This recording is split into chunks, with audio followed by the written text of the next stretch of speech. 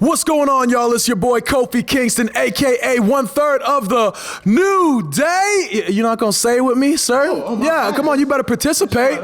Let's try it again. 1/3 of the New Day, and you are watching The Young and the Wrestlers. Ha ha ha ha ha.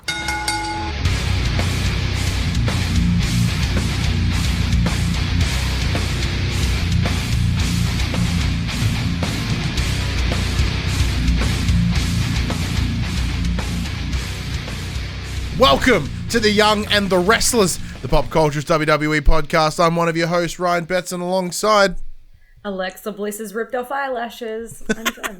just the one. Just the one. You are listening to our SmackDown analysis. This comes out every Tuesday morning at 8 a.m. on your podcast services, 9 a.m. on those YouTubes. If you want to join that wrestling conversation, head over to facebook.com/groups/thepopculturist, Twitter, Discord, links are in the down below area. If you want to support us, or if you want to join the conversation live, as it happens, head over to patreon.com/thepopculture. Support us at any dollar. You get yourself a nice little sneaky link when you watch us record this show live. If you want to support us in a more once-off fashion, head over to popculture.com/shop. We buy shirts and other sort of shit with our logos on it. And we are also twitch.tv/thepopculturist. That's right. So look, we are a day late. We did say Tuesday at the start of the show. I know you're getting this on Wednesday. We had things. Jem had to do helping of a friend move the house. And I just can't do it without Jem. And that's pretty simple fact. I've tried doing it by myself, and I did, and it just wasn't as good. So that's why it was delayed. All right, get off my back, everybody. Anyway, how are you, Jem? I'm doing all right, man. How about you? Yeah, I'm all right, man. I'm not too bad. We've had some pretty good wins at work this week, so I'm feeling it. I'm feeling the buzz. I got to yell at Foxtel, which was awesome. Yeah. So for those that don't know, so I watch my SmackDown and Raw through Foxtel because I have it. So I want to watch it through there. It took 72 hours for them to put SmackDown up on demand. So I couldn't watch it on Saturday morning like I normally do this week. We had a thing, so I wasn't able to sit down and watch it. Wait, isn't demand supposed to be immediate? Yeah, on demand means on demand. But they're like, oh no, it can. So I'm like, I can't watch it Saturday morning. That's fine. These things happen. All right, so I watch it this Arvo. Not there. I watch it this evening. Not there. All right, maybe Sunday morning. Not there. And it repeats itself until literally this morning. So I did end up watching. I had to acquire it by alternate means just to do this show, which sucks. But yeah, so then they're like, oh, it can take up to 72 hours to hit on demand. I'm like, it's a fucking Fox show on Foxtel. What the hell? Like, if you guys can't get it up and running now, then who the hell will? Right? Fucking so mad. So mad. Yeah. Absolute bullshit on their end. And then when I tell them, it's like, hey, it's been 72 hours and it's still not up. And they're like, oh, it'll be up in a moment. There you go. I'm like, so it sounds like you just flicked the switch. Why didn't you flick that switch fucking 2 days ago when I said something? Fucking ridiculous. Like, I guarantee there's very minimal people that are vocal enough to talk about like this on social media or whatever. But the situation is, I'm like, but Raw's on right now. I'm not going to fucking watch SmackDown, you morons.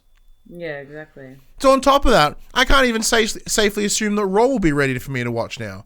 Yeah. So we're gonna have to do that tomorrow. I'm gonna have to go alternate means. This is why Foxtel's fucking dying. Side discussion there. Fuck them. Fuck them. First of all, they hold like Game of Thrones at ransom for $1,000 bajillion, and then whenever they do actually have moments, they suck. Foxtel is the actual worst. I hate them. They have zero competitors here. Therefore, they have a competitor like Netflix and stuff, and they suck at it. They're like, oh, I don't need to worry about competitors. Hate them. If there was a way that I could just pay WWE, if it was like I pay $10 a month now for network, if they're like make it 15 and you get the shows as 2 hours after they wrap up, I'm like sick. That's perfect. Here's $10 more. Hate them. Yeah. Ridiculous. But anyway, I did finally get to watch SmackDown eventually. So let's talk about SmackDown, Jem. Why am I still talking angrily? I don't know. Foxtel got me mad. It's fair. I remember where SmackDown took place this week. Somewhere. I didn't make note. I don't think it really matters if we don't analyze exactly what they're doing. It doesn't, unless they refer to like some local bullshit. Doesn't matter. But let's kick off with the big one here. Mm-hmm. So it's this Daniel Bryan, Bray Wyatt feud that's going on. It looks as if it's gone on hold a little bit. Mm-hmm. So after the end of last week's episode where we saw Daniel Bryan get all his hair and face ripped out, well, we presumably, because, he gets pulled in under the ring and hair just comes out. Mm-hmm. The Miz was on a mission because Daniel Bryan has not been seen since being pulled down that hole. From. Yep, nobody's seen or heard from him. So the Miz is like, I hate Daniel Bryan. You know this. I know this. Mm-hmm. I hate him. But it's kind of weird that he's not around. Mm-hmm. So I want to put it within my best interest to find him. So he does this little promo-y thing in the ring, and then Then Bray Wyatt comes on the screen. He's doing all his funhouse gimmick, doing all that sort of why don't you play with me, man? Blah blah blah blah. And something about family, I think, was around. Yeah, so the Miz is Daniel Bryan's important to us, his family, and Bray Wyatt's like, family is the word of the day. Yes, I had a family once, hinting at the Wyatt family, which was very, very fucking there was, cool. Little screen flashes of them and stuff like that. That was cool. I gotta admit, that was cool. And he's like, but I've got a new family now. I'm going to get a new family. I was like, that's weird. Is he, who's he bringing in? Are we going to see some? No, he's just going to throw himself. He's going to do AJ Samoa Joe, literally October last year. Bray Wyatt wants to be in the Miz's family. Understandably, Maurice is pretty babin. Yeah. Yeah, so Rambling Rabbit also does warn him. He's like, dude, run away, get out, now. And then, Bray Wyatt pulls up this photo of the Miz and his family just shortly after their newest was born.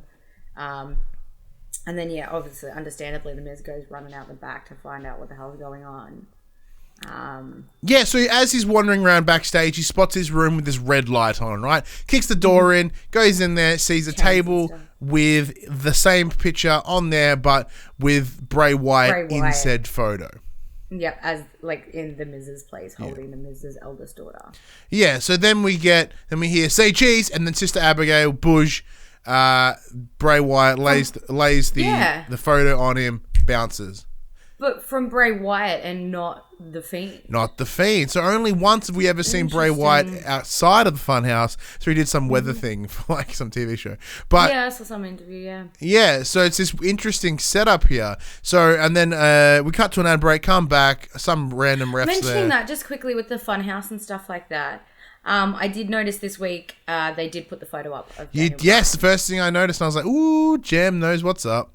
Mm-hmm. Yeah, so then rando ref gets in there and he's like, "Hey, Miz, what's going on?" He's like, "Where's the photo? Where's Bray Wyatt?" I have no idea what you're talking about. There's no photo. There's no Bray Wyatt. What are you talking about? Yeah. So this is the thing. And this is sorry, go ahead. It's come off the back of the Miz was calling Maurice, lock the doors, set the alarm, just to be safe, precautions and that sort of stuff as well. So we can only assume that Bray Wyatt has gone, because he started saying something about family as well. Going home for the holidays or something like that. So you can only assume that he was going to their house. So there's some interesting things here, Jim. Mm-hmm. So we are led to believe that because we never see Bray outside of the Funhouse. It's this weird sort of juxtaposition, right? We know there's a difference, but however, because the Fiend is the representation in the real world, it's this sense of feeling that the Funhouse is almost like an alternate reality. It's like his psyche. It's not quite a physical manifestation. Saying that, though, we did have that moment where Seth Rollins had randomly appeared and it burned it down. But that could also be, once again, a physical representation of the psyche of Seth Rollins as he was pushed to his limit and he kind of burned down himself in a little bit. Hence the sort of the heel turn. Self-sabotage. Yeah. So, and then having, the Miz see him here, but then not see him, and it's this weird sort of stuff. So what do you think's going on here? Because now that we know that Bray Wyatt versus the Miz for a non-title match at TLC. I don't know. I'm confused because, where's Daniel Bryan in all of this? Mm-hmm. Is this, I guess, a lead up to Daniel Bryan versus Bray Wyatt at WrestleMania, maybe. Like, I don't know. I'm confused by it all. Yeah. I'm not sure where this is going. Like, I didn't even think about, like, you know, when I messaged you, like, holy shit, like, Bray attacked The Miz without a mask. You were like, you know, like, it plays into his psyche, like, it's all in his head. Like, I didn't even have that train of thought. I was like, holy shit. Like, well, that's the thing. It's all about let him in, right? And he's in. He's in the Miz's head already. We can tell very quickly. And just by mentioning the family, that instantly opened it up, and he's right in there. Yeah. Yeah, which I did not even consider until you mentioned it. So, honestly, it makes me wonder whether we'll see this match at TLC on Monday. Only because we've never seen Bray Wyatt in the ring. We see the Fiend. So, my prediction is this match won't even happen, because unless it's the Miz sitting in a corner fighting the Bray Wyatt in his own head. It's very interesting, because we do have one more show before TLC with the Miz. Now, one thing that's been happening, Jem, when someone does face the Fiend or gets I keep saying Daniel Bryan, where Bray Wyatt infiltrates a man's head, he comes out changed. How do you think the Miz will change as a response to this? Well, we haven't seen the Miz in the ring in a long time, so we don't know, like, where he's at physically or anything like that. So I guess he's very malleable in that respect. Like, he's very moldable. I mean, I don't know. Again, this is not something I've thought about, because, like, obviously, like, I don't know why I didn't even think of that. Like, it didn't register for some reason. Yeah, that's perfectly fine. So, like, if you look at it this way, right? Like, the Fiend / Bray Wyatt has, you know, it has affected Finn, it's affected Seth, it looks like it's affected Daniel Bryan, and it seems to be having it's beginning to put its claws into the Miz. So now, you know, a lot of these guys we saw, you know, Finn turn heel, we saw Seth turn heel, presumably, we see Daniel Bryan go the other way and go face with the return of the Yes Movement. It's all about change. So the Miz has been the Miz for a very long time. He's been the A-lister. He's been, you know, the essentially a face forever, right? It feels like it's been a long time. Maybe this will shake him up a bit. Because even in his fight with Shane McMahon earlier in the year, which was incredibly personal by bringing his father in, it did change him. It got him a bit more aggressive, but not the drastic change that we'll probably see out of the Fiend. Out of the Fiend or Bray Wyatt. Yeah. So now that I'm thinking about it, I think it may sort of, I don't know, I think it may break Miz, and he may just take a break. Go away for a while. Do you reckon I might put him down? Yeah, I think so. I think it'll be a case of him having to take a step back and reevaluate who he is and what he wants out of what he is. Well, it's been 15 years since he started with WWE. That's a long time. Exactly. And he's got, like, you know, young children, a second young baby now, and a wife at home. Like, maybe this, like, you know, with the attacks on, like, you know, obviously Bray targeting his family and stuff like that, maybe that's, you know, gonna maybe, like, I can't find words right now. So like, it's not the process on okay. his family. Yeah. Like, how put him, like, in a position to, like, realize he needs to focus on his family life, and maybe he'll just, you know, step away for a little while.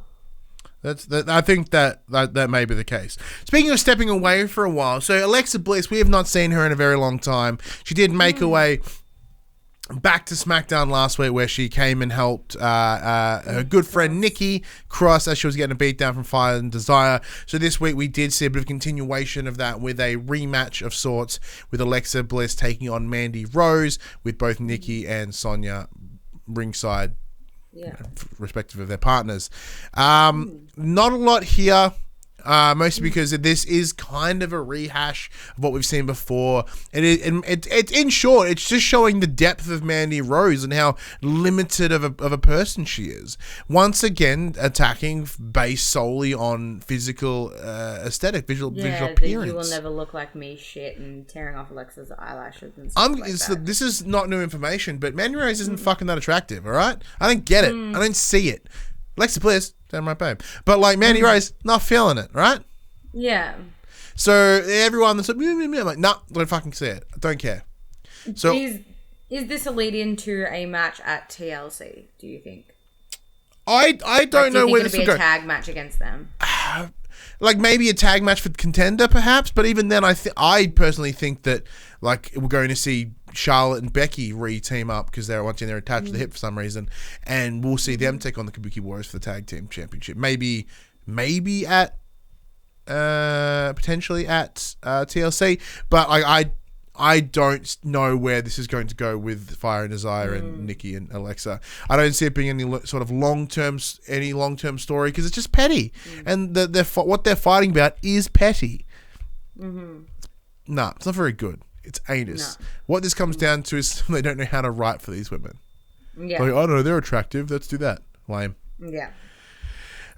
Speaking of something we've seen before, but let's see it again. The New Day were ringside, wearing awesome grey tracksuit pants, by the way, fluorescent pink shirts, a big combo. Speaking of the New Day, their new podcast is out this out this week. The New Day, Feel the Power, baby. Debuted at number 1 on the WWE podcast charts. Because there's only 2 WWE podcasts. There's only 2. Yeah. Yeah, and they were sure to rub that into Corey Graves' face. Yeah. Yeah, so good. Yes, they did After the Bell this week as well to sort of like help promo it, which is great. The show's really good. But they were ringside because there was a fatal 4-way match for a shot at TLC with the SmackDown Tag Team Championships. Tag Team Elimination. Fatal 4-way. Yeah, so there was Revival, Heavy Mech, Ali and Shorty G. Yeah, Ali and Shorty G and LHP. Yeah. Yeah, they're not the not so tasty snack pack, you know. Mm-hmm. Out of all of them, like it was pretty obvious that the Revival were going to take the match. Yeah. And they did. Yeah, the second I saw them come out last, I was like, yeah, there it is. Like I thought Heavy Mech may have had it, but then again, like No, Heavy Mech versus the New Day is not going to happen. Yeah. So once again, as we said, we're seeing the same stuff here again, which is a bit of a bummer. Mm-hmm. Do you think we'll see this change hands? No, same here. One thing there was interesting comments made by the Revival in their post-match little yell out at the New Day. I want to talk about taking it old school, and it's something we know because they are very old school traditional tag team wrestling. That's right, they said wrestling in the ring, which is even better. Mm-hmm. Like it's one of the no words WWE. Yeah. Yes, they talk about bringing old school, bringing the old way back. Now, this makes me wonder, with Fox being so willing to change the belts. So as we've seen the Universal Championship change to blue, we've seen the Intercontinental Championship change completely. Do you believe this is foreshadowing for a redo of the tag belts? Maybe something more, as they quote, old school. I don't know. I think for me, when they said like, no more gimmicks, no more any of that, like, are they going to take it old school? Like, they act like there's never been hooligans in the tag team division. Like, Christian and Edge were the biggest pranksters back in the day. Like, DX? Yeah, DX, for instance. Like, there's always been that back and forth with, like, your serious tag teams and your fun tag teams. And that's sort of where that went for me. I did, like, again, your thought patterns just go way different to where mine go. So yeah, I don't know. I mean, it's a definite possibility. Because I'm having to do a quick Google search right now. I'm just having a look at some of the older tag team belts, and like they're pretty sweet. So they kind of look like the IC belt a little bit. So once again, this could be some pre-setup, as in they have changed the IC belt to look different in order to bring back this older looking tag team belt, because the Centurion look is kind of crap. I'm not a big fan. Personally, never have been. So I think it would be within their interest to change it. Will they do that? I don't know. And I only imagine that happening if the Revival take the win here. And I cannot be. I'm not confident that they will. Not at least until the new year, anyway. Yeah, that's true. Unless there is some change to the New Day, which I don't think will be happening. speaking of minor changes, we'll have a chat to Lacey Evans. Now, so there has been a massive change in how everyone approaches Lacey Evans, especially semi-recently. So back in the day, she was quite hated, quite booed, not in terms of heel heat, but just as in like go away heat, I guess. But recently that's kind of changed as she did her Saudi match with Natalia, and then now that she's sort of engaged in this bit of confrontation with Sasha Banks and Bailey. Yeah, I did even notice it in her entrance tonight. Like, she was in a match before anything kicked off. But yeah, she was, during her entrance, like, she was, usually, like, she'd put her hand out at somebody, they'd go to kiss her hand, and she'd just yank it straight out. But she was, like, letting fans kiss her hand and stuff like that, and, like, she wasn't, like, pulling away from the nasties, as she calls them, and stuff like that, which was very interesting to watch, to see this sort of new side of Lacey Evans, which I like. Like, as much as she was a good heel, like, she just, I don't know, this new leaf that she's turning, I do appreciate a bit more. Because before the match, they were talking about their, like, I think it was the 17th annual tribute to the troops or something, or the visit they did. And obviously Lacey is a former Marine. So that was huge for her as well. It's really interesting to, to obviously see that, she's a big part of this. That's right. They were in Jacksonville, North Carolina. That's where they were. Yeah. That's it. Yeah. So yeah, it was huge to obviously, like, people appreciate, like, Lacey's service and what she's put in as well. So it was really interesting to see that, there's quite a bit of fanfare around her now. Which is awesome. It's great. So, I think, because with Lacey Evans, I did think that was what needed to happen. There was a transition window that we weren't given, because she was thrust right into the title scene on Raw, and then a little bit over here as well. It was kind of, there wasn't that bit to warm up to her on the new roster. Like, so obviously in NXT she had a great run. She did killer stuff down there, but it just it was going to take a little while up here, and it looks as if that time has come, which is brilliant. Yeah. So she does have a match against some random fuck. I don't know who it was. Some person in a ring tamer's outfit. Tamer looking bitch, yeah. Yeah. She got wrecked, like, surprisingly fast. And then Sasha Banks comes out. And this, side note, right? So Sasha has changed her intro, right? But the intro is the first part of it is the fucking same. And because the intro music tends to cut at a certain point, it's almost like never changed. Because it cuts 2 seconds after that, like, that and then it cuts, and then it's like, well, you're not going to hear the Snoop Dogg part, and also it sounds like anus. Yeah. So she comes out talking schmick, doing some schmack. Says something about Lacey's kids, and then Lacey immediately claps back. She's like, first of all, don't you dare talk about my motherfucking daughter. She doesn't say it like that. I wish she said my fucking daughter. Oh, man, she snapped. She's like, don't you dare talk about my daughter. I'll punch you where you stand, I'll drop you on the floor, sort of stuff. Yeah, she's like, I will drop you, like, exactly like I did last week. And she's like, sure, I'm a mother, but I'm also a former US Marine. And you don't want me lacing those boots back up, honey. Yeah. She's like, if there's one thing that being in the Marine Corps taught me, it's fucking leadership. And it's something that you don't have. Like, if you call what you have locker room, like leadership, then we are in trouble. Why is everyone so hard on locker room leadership right now? I don't think they necessarily mean, like, locker room leadership. I guess they mean just like leadership in general. The leader of the locker room. This is the thing. Yeah, on top of this, division, right? So Sasha's like, look, I am the leader of this locker room. Women's division, sorry. I'm like, well, no, you're not. You're not the fucking belt holder, mate. Bailey is. Exactly it. Yeah, but you've got to remember, like, Sasha pulls Bailey's string, so that says a lot in that sentence. Yeah, that's right. Drop stuff. But yeah, no, 100%. It like says that's a lot in that sentence when she says that. It's immediately like, so you are pulling Bailey's strings. Yeah, it just demonstrates to who, like, she's like, no, I'm the real leader here. I'm the puppet master. She just a puppet. I had a real belt holder. Yeah, but yeah, Lacey and Sasha do get pretty face to face. Lacey raises their right hand. Sasha drops screaming like, "Oh my god, don't hit me!" And Lacey just walks out and then gets ambushed by Bailey. And again, it just proves that Sasha is pulling Bailey's strings, and they, like, walk out with the upper hand or whatever. But I don't know, like, is this? This is a TLC match. Yeah, this is Bailey. Yeah, Bailey versus Lacey. 100%. Do you think Bailey, or do you think Sasha versus Bailey? So do you think Lacey's going to have to go through Sasha to get to Bailey? I think next week. I feel like... potentially next week. So we got one more show before TLC. So maybe they'll put that match into place to just kind of give her that one more hurdle, which you probably maybe lose and then get the win over at TLC. See, I'm thinking it's going to be a case of like Lacey will verse Sasha, and then that'll lead into like later down the track, Lacey facing Bayley at like a different pay-per-view. So will there be a women's championship match, SmackDown match? TLC? Yeah. It's hard to say. Like, I suppose they kind of have to. And maybe you're right. Maybe it will be Lacey versus Bayley with interference for Sasha or something like that. I don't know. But I don't see the title changing hands. Not at TLC. Well, because that's the thing, right? So what we'll have at the moment, so the next pay-per-view is Rumble. So I'm thinking about Champion's Advantage here. So if Sasha does intervene with Bayley, that costs her the shot.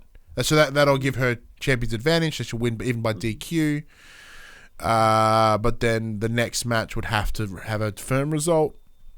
I'm wondering whether that would be something that they would do during the interim or they would do on Rumble. Hard to say. And because it's the thing, because we're way too early to even think about Rumble predictions. Who's going to be strong, who's going to come out. And that's really tough. So it's hard to think that far ahead, especially with Lacey as a result. But that's where I think it'll end up. I think there will be a match TLC. I think she'll have to take on Sasha next week, and then Bayley. Then Bayley the week after. A little side one, which I think I know gets you interested because I know you've got yourself a little bit of a hard on for Dana Brooke. So Dana Brooke pops up again. She's off at catering, which I just love. I'm like, that's right, Dana Brooke. You eat. Well done, Dana Brooke. Yeah, she's got to keep her muscle mass. That's right. She's got to keep the proteins up. You know what I'm saying? You got that flex appeal. Yeah, exactly it. So Drake Maverick comes up behind her, tries to have a chat with her, sort of commenting about, look, man, you kind of fucked me last week. I thought we had something. But I'm like, are you? But you're going on. You said on this show that you're going on a dinner date with Dave Bautista. Like, what does he have that I don't? A Hall of Fame inductee. Just saying. Yeah. Announced today. Congratulations. He tweets shirtless photos at her. Yeah. And did you do that, Drake? He could. Wouldn't be as good. You know. But then, they do get interrupted once again by Elias, who has another song for Drake Maverick. New look from Elias, by the way. So the gone have the blue jeans and the little boots. Scarves have gone. No more singlet. It's now rocking a shirt. Yeah. Hair seems to be down. Yeah, hair's not in a bun. Yeah, and he said, and his intro's changed too. Yeah, but yeah, he rolls in. So this, I don't think we touched on it last week, but he was there last week as well. He did well. We touched on the fact that he showed up again, so he's back in action. But yeah, last week he sang a little Drake Maverick tried to kiss Dana Brooke under the mistletoe, didn't go well. Elias come in and sing a song, and then basically a repeat, just a different situation this time. And he's basically talking about how Drake in the song, he's Batista's a millionaire and he's jacked as shit and you've got a shit marriage and the only pleasure you get is not from your wife but from your hands and all this other shit. Rad. So it cuts to a break and then Drake Maverick's out in the ring and he's calling out Elias you think this is funny, everybody's cheering and laughing. He's like, you guys seriously think this is funny? And then Elias comes out and says something, but he gets smacked in the face by Drake. Oh no, he got smacked in the face out the back. So Elias ends up coming out with Dana Brooke, and it just beats the shit out of him, and then Dana gets in on it as well with a mock pin, and it ended up, I don't know, it was really interesting because Dana and Elias looked a bit cozy. So I'm wondering, could this be leading into something with Batista coming back against Elias? Potentially, I see him as just being. I saw it as just being bros. I didn't read anything more than that. I thought it was just someone's trying to hit on your friend, and you come in and be like, "Look, mate, no." Let me be ambitious here, Ryan. I do think dream booking. Credit to Dana Brooke for making herself on TV again. I think this is 100% as a result of her and Batista. Guaranteed. But I see that as more it's that moment you're in a bar and someone's up in your shit and you look over at your friend help. Yeah. I don't know personally. If someone was trying to hit on me in the bar, I'd be like, "Hey man, how you doing?" Yeah. I could do with the. No, I've been in those situations. I could do with the ego boost sometimes. Just saying. Yeah, so maybe that's what she does. And looks over, and then Elias is like, I gotcha. You know, you know. Yeah. It could be that. Do you reckon we'll see a Drake Maverick versus Elias match at TLC? I don't know how far this will go. I don't see any meat on, on this. The fact that it's happened 2 weeks in a row makes me feel like they might try and drag it out a little bit. Yeah, but to what result? Like we saw Drake Maverick gets the win over Elias for what? Like, oh no, I doubt that'll happen. But you know what I mean? Like, look, Elias already beaten him here. What is the benefit of this going any further? Like, apart from Drake Maverick being a moron and going back again, it's just like, why? So once again, this returns to this whole idea of the Lana and the Rusev and the Lashley thing, right? So what happens if one of them win? Like, you're not fighting over the right of a woman because that's fucking gross. Like you just made me realize why Maverick slapped Elias, and it was because Elias was like, "Oh, you're the best I've ever had," is what your wife said when she woke up. Oh, that's right. Yeah, Elias banging on Renee Michelle. And then Dana's like, "Did that really happen?" And he's like, "No, no, but something's about to." Yeah, and then he went and banged Renee Michelle. Yeah. And then he went and spanked Drake Maverick in the middle of the ring. That was kind of hot, I'm not going to lie. Yeah, no, it did it for me, just saying. Put me over your knee, Elias. Finally, we end up with the continuation of King Corbin and Roman Reigns. So Roman had a match here against the Dolph Ziggs. Retribution for injuring Robert Roode, apparently, and he is out indefinitely at this point. Oh, poor Robbie. Yeah, so they said, a commentator said, Robert Roode is out indefinitely. So, yeah, apparently there must have been injuries sustained there. But it wasn't that much of a gnarly match last week, so... Yeah, but he did also have the entire announce table dropped on top of him. Oh, yeah, I forgot about that. That part was pretty huge. And he was carted out on a stretcher. Yeah, I kind of forgot about that whole part. So the entire night, the announcer's talking about how King Corbin has promised to embarrass or humiliate Roman Reigns this week. Mm-hmm. And I was like, okay, when's this going to happen? Match proceeds to go on with the Ziggs and the Reigns. And at some point, Baron Corbin comes out on that sedan thing with those, what do they call them? Sedan porters peoples. Carrying him. Yeah, porters, I think they call them. Carrying him. And eventually he gets involved in the match, and it ends up with, Roman Reigns does get the win over Ziggs, but then the porters, the guys carrying the freaking thing, start attacking Roman Reigns. There's one point, one's on the ring grabbing at Roman Reigns' legs so he can't move, and he sort of gets the upper hand, but then, Dolph Ziggler gets back into the fray, and, he ends up outnumbered. And the whole humiliation angle comes from them handcuffing him to the ring posts. And then, Yeah, so and his leg was strapped up as well. Yeah, and they dropped dog food all over him. You want to be the big dog, Roman? Well, you're going to eat like a big dog. Lol. Man, they put 17 cans on him. It was actually a whole lot of dog food. I don't think that's humiliating. Oh, it's pretty humiliating. I think that's dumb. Dog food's gross. I think this is certainly better than a dude in a dog costume. I mean, yeah, but the fact that they're playing into this whole dog thing, come on, you can do better. I thought this was okay. In terms of what they could have done or what they could be doing with this whole dog storyline, because this is legit feud shit. You know what I mean? That's true. It sucks. It's it's not the best when DX creative. dropped Dookie on Vince McMahon and the Spirit Squad. Exactly. It's kind of the same of not as good, obviously, but Stone Cold coming in with a beer truck and drenching. And then repeat with milk on one. Yeah, Kurt Angle. Yeah, it's the same kind of idea here, but obviously not as good. But I suppose it's going to really fire Roman Reigns up for TLC because he is in a TLC match against King Corbin. Oh, yeah. So the thing with TLC, as far as I recall, there is no disqualification. So it's, tables, ladders, and chairs, which means... Only tables, ladders, and chairs, though. Yeah, which means Ziggs will probably get involved. Rude may be back. Guaranteed. Yeah. There's going to be some dirties, I think. Yeah, guaranteed. But yeah, look, I thought it was dumb. Probably because, like, as we discussed, I'm not feeling the greatest at the moment. I have had a bit of an upset stomach, so it was a bit of a, like, turn the TV off now. Yeah, I'm watching all that dog food, like, Yeah. which is good, because that's a feeling, man. Like, the best, like, wrestling is all about how it makes you feel. Whether it makes you feel good or bad, it makes you feel. And that's what it did. It made you feel. It made you feel gross, but made you feel. Yeah.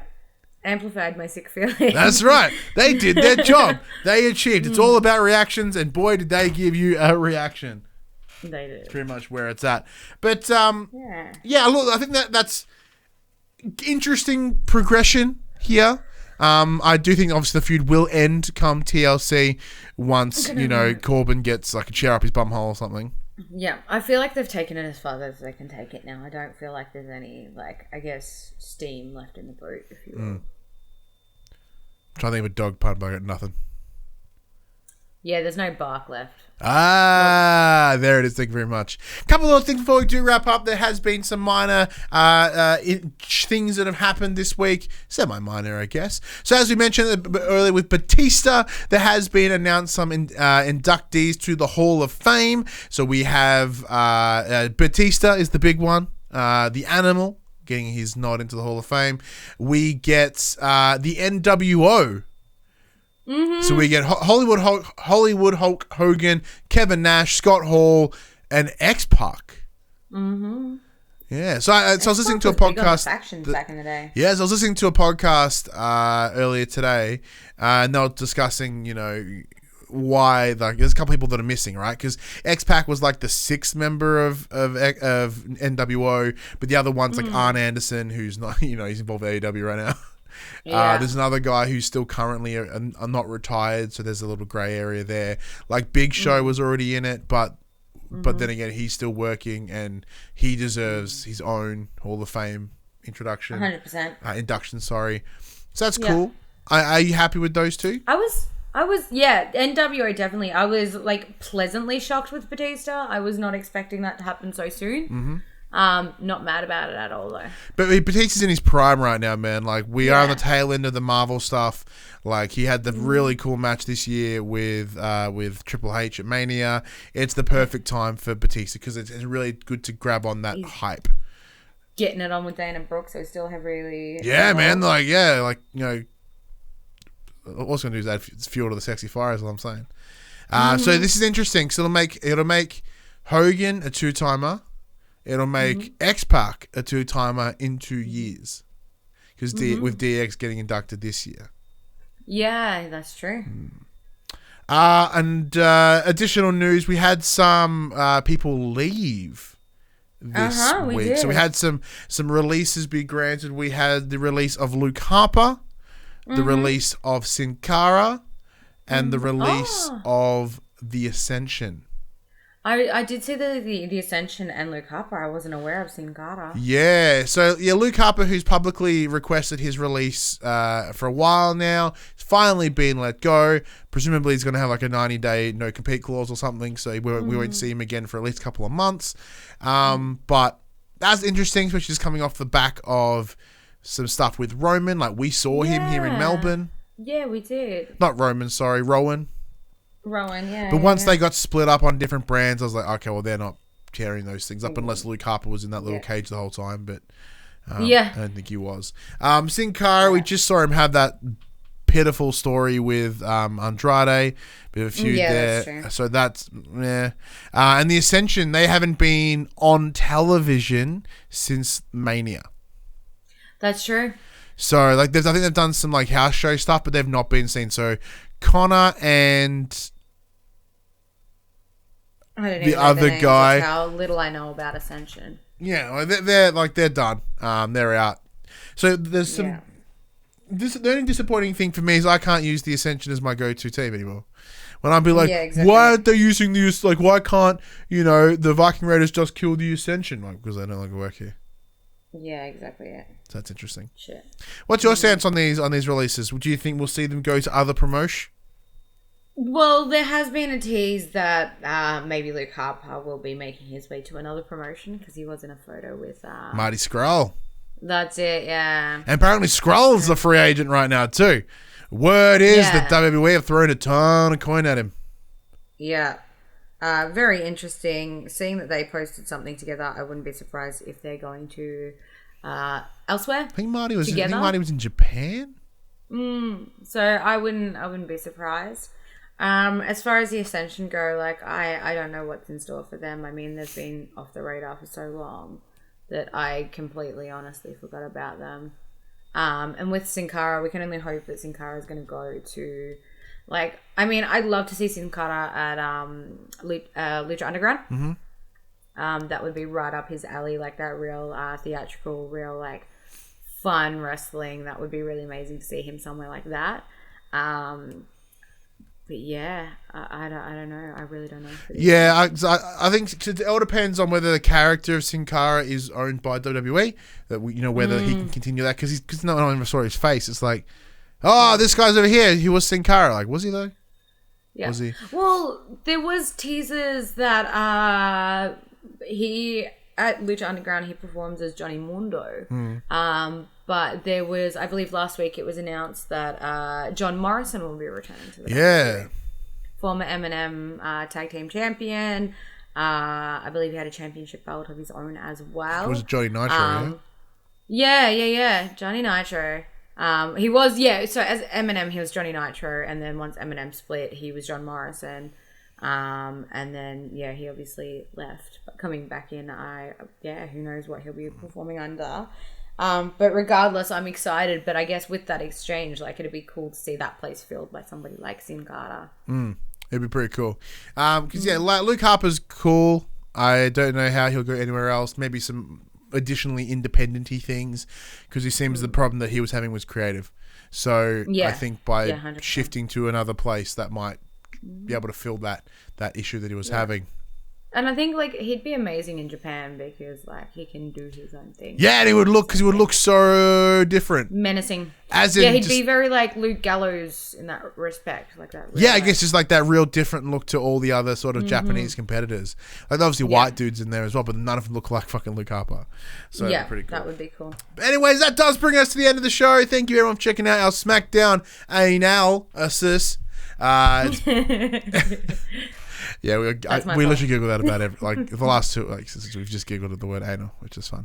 But that happened every Tuesday morning at 8 a.m. on your podcast services, 9 a.m. on those YouTubes. If you want to join that wrestling conversation, head over to facebook.com/thepopculturist, Twitter, Discord, links, description below. If you want to join the conversation as it happens, head over to patreon.com/thepopculturist. Support us at any $. Get yourself a nice little sneaky link where you can watch us record this show live. If you want to support us in a more one-stop fashion, head over to the popculturist.com/shop. We can buy shirts and other assorted shit with our logos on it. We are also on Twitch, twitch.tv/thepopculturist. Thursdays should be funsies, but you'll see us tomorrow for our Roaring review. Hopefully I can watch it. Fucking Foxtel. You buttholes. Fuck those guys. But until next week, until Raw, I'm Ryan Betson. And I'm Jem. See you then.